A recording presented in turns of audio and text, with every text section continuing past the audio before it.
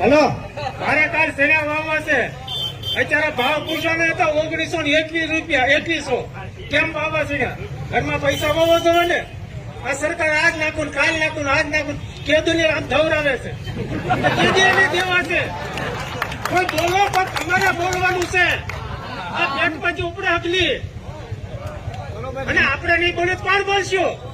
બિયારણના સીણા વાવવા છે. રવિની સિઝન તૈયાર થઈ ગઈ છે.